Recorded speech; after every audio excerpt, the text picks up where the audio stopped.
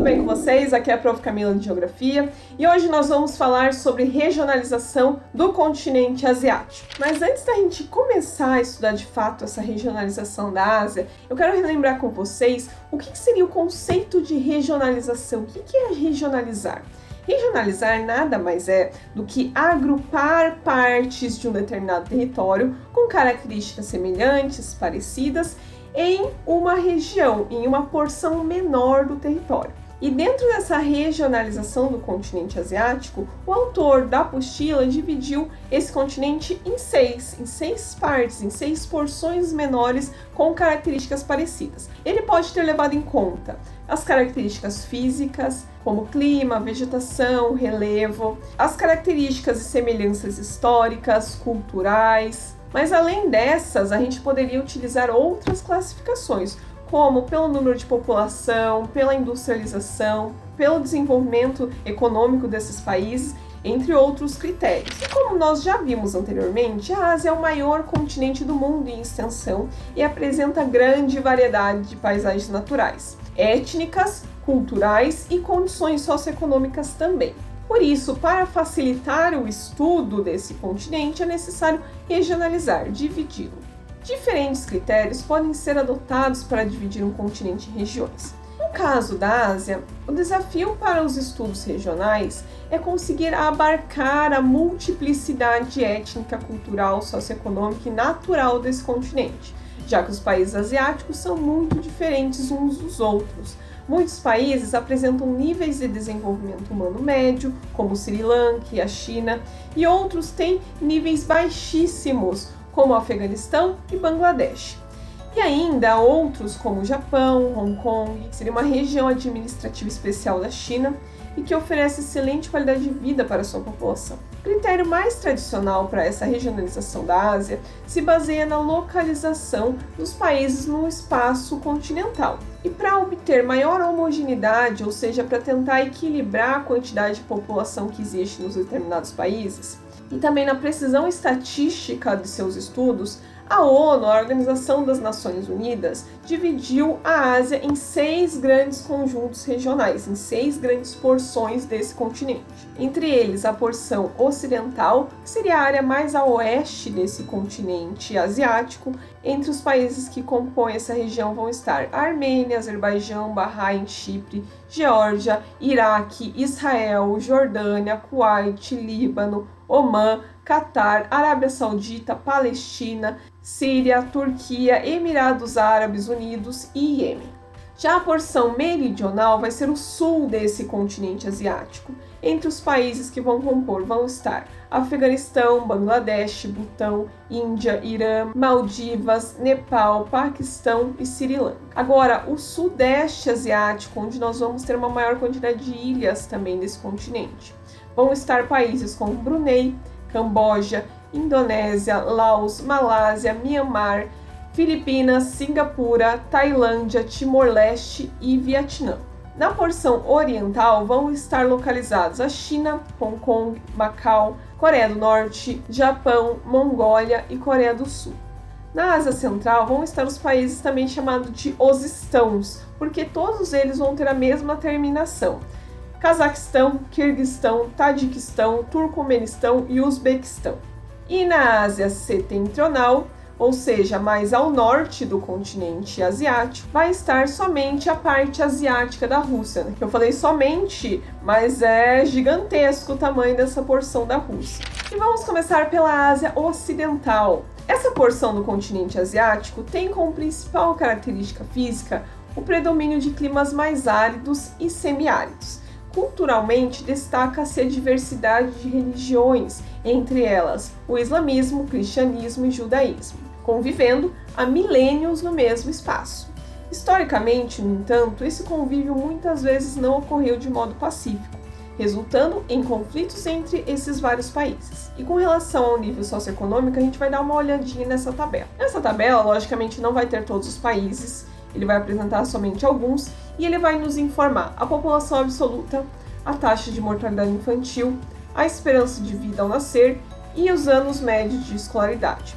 E por fim, a sua posição no Índice de Desenvolvimento Humano, ou seja, o IDH. E por que ele traz justamente essas informações? Primeiro, para a gente entender como que é mais ou menos a qualidade de vida nessa porção desse território. O Índice de Desenvolvimento Humano ele vai estar calculando e classificando os países a partir de 3 critérios e ele vai utilizar esses critérios justamente para nos dizer como que é a qualidade de vida dessas pessoas que vivem nesses países. E quais são esses critérios? Saúde, educação e renda. O IDH ele vai utilizar lá nessa parte de saúde a esperança de vida ao nascer. E esse indicador vai nos dizer a média ali de anos que essa população vive em determinado país. Outro indicador que mede a qualidade de vida vai ser essa taxa de mortalidade infantil. Ele não está dentro do IDH, mas a ONU também utiliza esse indicador para nos mostrar ali como que está a condição das crianças nos primeiros anos de vida delas. Dessa forma, geralmente, os países com melhor qualidade de vida vai ter uma taxa de mortalidade infantil menor, ou seja, um númerozinho desse menor. Já países com uma qualidade de vida menor vão ter uma taxa de mortalidade bem mais alta. Mesma coisa acontece com essa esperança de vida ao nascer. Os países onde a qualidade de vida é melhor, por maior acesso a médicos, hospitais, clínicas, remédios, entre outras situações, a população, nesse caso, vive mais. Já em países com uma qualidade de vida menor e menor acesso a todas essas situações que eu já tinha citado, vai ter uma média de anos de idade menor. Outro indicador também utilizado no IDH vai ser essa média de anos de estudo, ou seja, média de anos de escolaridade, ou seja, quantos anos essa população efetivamente estuda. Quanto mais alto, quanto mais anos essa população estuda, também maior vai ser a qualidade de vida dessa população. Nós vamos ter uma diversidade de situações de vida dessa população nessa porção do continente asiático. Nós vamos ter que Israel vai ter uma das melhores qualidades de vida, inclusive lá no IDH, que varia de 0 a 1, ou seja, 0 pior qualidade de vida possível e 1 melhor qualidade de vida possível. Israel está na posição 22 entre os 189 países que enviam suas informações para a ONU. E nós vamos ter o Iêmen lá no final desse ranking, lá na posição 178, bem próximo lá do final dessa lista. Percebam que esses últimos aqui na tabela são países que eles enfrentaram e vêm enfrentando conflitos e guerras civis dentro de seus próprios países. Isso também afeta a qualidade de vida dessa população, logicamente. E um outro conjunto de países, denominado Oriente Médio, se destaca dentro dessa Ásia Ocidental. No total, são 16 países que constituem essa sub-região chamada Oriente Médio, entre eles Arábia Saudita, Kuwait, Bahrein, Catar, Emirados Árabes Unidos, Omã, Iêmen, todos esses localizados na Península Arábica, e Jordânia, Iraque, Israel, Líbano, Síria e Turquia, esses localizados na região do Levante, da Mesopotâmia e também na Península da Anatólia. Além de países que não pertencem à Ásia Ocidental, como também o Irã e o Afeganistão e a parte asiática do Egito, que também, apesar de não estarem nessa subdivisão da ONU, fazem parte do Oriente Médio. E é toda essa região aqui que está mostrando o mapa, tá? Compreendendo todos esses países que eu havia lido. Do ponto de vista geopolítico, essa posição geográfica do Oriente Médio é bastante estratégica por 2 motivos. O primeiro é a localização, porque ele se situa bem no meio entre a Europa, a Ásia e a África, e o que o tornou e o torna a passagem obrigatória para diferentes povos. Esse fator propiciou grande diversidade étnica à região e expressiva riqueza cultural, assim como profundas diferenças ideológicas e religiosas. O segundo motivo é a produção de petróleo, pois os maiores produtores mundiais se encontram nessa região, principalmente na área aqui chamada de Golfo Pérsico. Por esse fator, o Oriente Médio desempenha papel geopolítico de grande relevância no cenário internacional. O nome Oriente Médio veio de alguns livros bem antigos da Europa, já há séculos atrás, em que eles consideravam então o Oriente Médio a metade do caminho até lá o outro lado da Ásia. Então esses europeus classificavam toda essa região da África e Ásia com nomes diferentes. Eles tinham o Oriente Próximo, que era basicamente o norte aqui do continente africano, que era mais próximo da Europa, o Oriente Médio, porque estava na metade do caminho, e também tinha o Extremo Oriente, que vai ser lá a China, o Japão, que é onde lá no período das grandes navegações também se tinha algum tipo de comércio, de especiarias e também de venda e compra de produtos.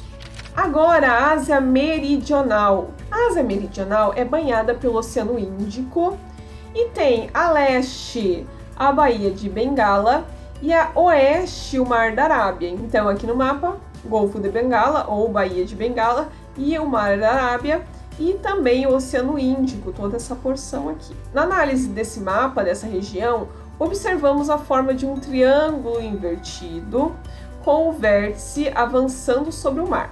Trata-se então dessa península chamada Península Indostânica, que reúne os seguintes países: Paquistão, Nepal, Butão, Índia, Bangladesh, Sri Lanka e as Maldivas, que é destino turístico pelas suas águas cristalinas e azuis, mas também é um destino muito caro, então não recomendo. Na Ásia Meridional, localizam-se alguns dos países mais pobres do mundo. A Índia, que é um país emergente, com elevado grau de industrialização e de investimentos externos, é considerada a nação mais importante dessa parte desse subcontinente. Apesar disso, os melhores indicadores socioeconômicos da região não são da Índia, são do Sri Lanka, que é uma ilha ali ao sul desse país. E aqui, novamente, a nossa tabela dos indicadores sociais. Nós vemos que a Índia ali tem destaque pelo seu grande número de habitantes, mas o que mais assusta nessa tabela é a mortalidade infantil, por exemplo, do Afeganistão. Só para vocês compararem com o Brasil, aqui no nosso país, a nossa mortalidade infantil é de 12,4 crianças que morrem a cada 1.000 nascidos vivos. Já no Afeganistão, nós temos que 108,5 crianças acabam morrendo a cada 1.000 nascidos vivos. E, logicamente, como eu já tinha falado para vocês, quando nós temos uma alta taxa de mortalidade infantil, nós também vamos ter uma baixa expectativa de vida. Só destacando que o Afeganistão é um país que estava em guerra até recentemente, então, até esse país conseguir se recuperar, vai demorar longas décadas, até porque também o conservadorismo religioso, ele vai estar muito presente também nesse país. Isso se reflete na média de anos de escolaridade também, em que diversas meninas, diversas mulheres não têm acesso à educação. E aqui a gente consegue observar a posição desses países no ranking do IDH. Nós vamos ter entre os países com melhor qualidade de vida o Irã e o Sri Lanka, tá? Como já tinha destacado ali anteriormente. Os índices apresentados na tabela classificam o desenvolvimento humano dos países dessa Ásia Meridional como baixo e médio, com exceção do Sri Lanka e do Irã, que tem IDH elevado. Só destacando que o Irã tem um índice de desenvolvimento humano mais alto do que o do Brasil. Nós estamos na colocação 79, já o Irã está na posição 60. E esses dados refletem as condições de vida dessa população. O Sri Lanka é um país insular, ou seja, uma ilha, na Ásia Meridional, foi colonizada por portugueses, holandeses e britânicos. Sua independência ocorreu só em 1948 e foi seguida de muitos anos de conflito entre grupos locais que desejavam o poder. Apesar de uma história recente bastante tumultuada, com atentados e massacres do movimento separatista tamil, que seria uma minoria que luta pela independência do norte do país, o Sri Lanka tem apresentado um crescimento econômico expressivo, especialmente pela ajuda de programas de financiamento do Fundo Monetário Internacional, que se iniciou em 2016. Em situação bem inferior, mais pobres e também mais atrasados economicamente estão Nepal, Afeganistão e Paquistão. Trabalho infantil em condições inadequadas é uma situação bastante preocupante e muito comum no Bangladesh, na Índia e em outros países subdesenvolvidos dessa região. E o principal país da Ásia Meridional vai ser a Índia, que vai ocupar 73% do espaço regional. Nesse país, diferentes religiões, idiomas e dialetos convivem com enormes contrastes paisagísticos. Colonizada pela Inglaterra, a dominação inglesa se iniciou no final do século XVIII, A Índia passou por várias rebeliões anticolonialistas até 1947, quando finalmente conquistou a sua independência. Sobre esse assunto a gente vai estar falando mais daqui mais alguns dias, quando a gente entrar mais especificamente nesses países em questão. Agora o Sudeste Asiático. O Sudeste Asiático é formado por países continentais e insulares, localizados entre os oceanos Pacífico e Índico. A parte continental da região corresponde às penínsulas Malaya e da Indochina, onde se localizam o Laos, Camboja, Vietnã, Tailândia, Myanmar e Malásia. Já a parte insular é constituída por Indonésia, Malásia, agora suas ilhas, Brunei, Filipinas, Singapura e Timor-Leste. A Indonésia é o maior país da região e tem elevado número de grupos étnicos, cerca de 300 povos e 500 línguas e dialetos. Além disso, a Indonésia está numa região altamente instável por movimentos tectônicos. Por isso, apresenta e apresentou já muitas vezes incidentes como tsunamis, erupções vulcânicas fortíssimas, entre outras situações geológicas que acontecem na região. Agora, a nossa tabela sobre os indicadores sociais dessa população do Sudeste Asiático. O destaque mesmo vai estar para Singapura. Singapura tem tido um crescimento econômico e social excelente nas últimas décadas. Começou lá na década de 70 como sendo um tigre asiático, em que a sua economia foi revolucionada através do processo de exportação, e ela ocupava lá em 2017 a 9ª colocação no Índice de Desenvolvimento Humano da ONU. Já países como Vietnã, Timor-Leste e Camboja acabaram passando por guerras, por isso seus indicadores sociais são considerados de médio a baixo, tá? Justamente por esse tipo de situação. Tanto o Vietnã quanto o Camboja ainda pode ser considerado países socialistas. Lembrando que o Vietnã venceu os Estados Unidos durante a Guerra Fria, num conflito que teve na região, que os Estados Unidos foi intervir lá porque governos socialistas locais estavam tomando o poder, e eles foram intervir e acabaram se dando mal. Os socialistas acabaram ocupando o país inteiro, e até hoje dá para dizer que eles têm um sistema socialista, mas é um socialismo parecido com o da China, certo? É um socialismo de mercado, até porque o Vietnã se tornou também um tigre asiático. Já o Camboja também nós temos grande influência do viés socialista nesse país, em que a população desse país sofreu demais com um dos piores regimes socialistas do mundo, nas mãos do Khmer Vermelho, em que milhares de cambojanos acabaram morrendo simplesmente por não querer se curvar à ideologia desse Khmer Vermelho. A gente vai estudar mais sobre esse conflito do Camboja, que foi uma das situações mais tristes que aconteceu nesse nosso último século, e ela é pouco tratada. E nessa região também é possível identificar dois grupos de países diferentes. Um grupo formado por Laos, Camboja, Myanmar e Timor-Leste, que apresenta economias mais pobres e atrasadas, além dos indicadores econômicos e sociais mais baixos da região. E outro grupo é formado por países com melhores condições econômicas e sociais, destacando Singapura, cidade-estado que se separou da Malásia em 1965 e apresentou grande crescimento econômico na década de 80. Assim como Coreia do Sul, Taiwan e Hong Kong, Singapura faz parte do grupo chamado Tigres Asiáticos, como eu já havia comentado. Como estudamos anteriormente, esse nome se deve ao acelerado desenvolvimento econômico desses países, baseado na industrialização e na exportação de produtos. Esse desenvolvimento elevou muito seus indicadores socioeconômicos, que se aproximaram das economias capitalistas desenvolvidas. Além de Singapura, fazem parte do segundo grupo Malásia, Tailândia e Indonésia, países chamados de Novos Tigres, em virtude de sua expansão econômica que começou na década de 1990. Vietnã e Filipinas também fazem parte desse grupo e recebem o título de Novíssimos Tigres. Vietnã obteve expressivas conquistas sociais com a experiência socialista, depois de 1976. A partir da década de 1990, com a abertura a investimentos estrangeiros, o país dinamizou a sua economia. E o mesmo ocorreu com as Filipinas nos últimos 20 anos. E agora, a Ásia Oriental.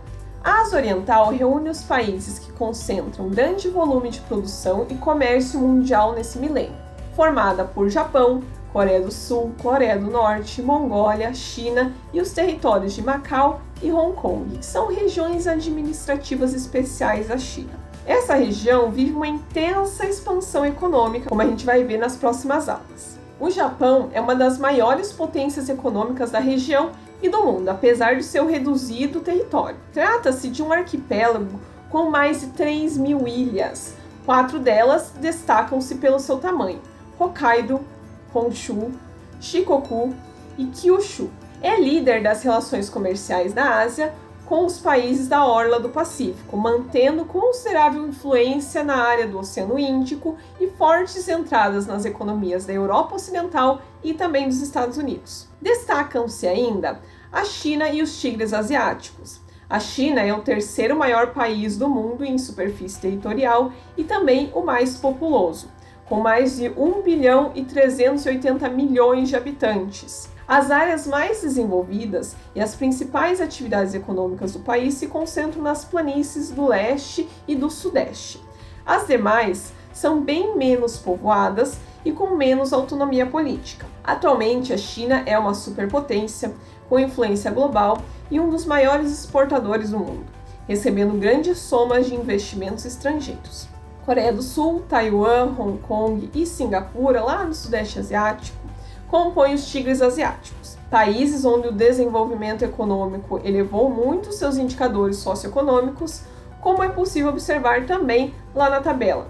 Agora, a nossa já conhecida tabela dos indicadores sociais, nós vamos ter aqui que Hong Kong, apesar de não ser um país, ser uma região administrativa da China, esse território possui um índice de desenvolvimento humano de 0,933, super alto, certo? Sendo ali a 7ª melhor posição nesse IDH.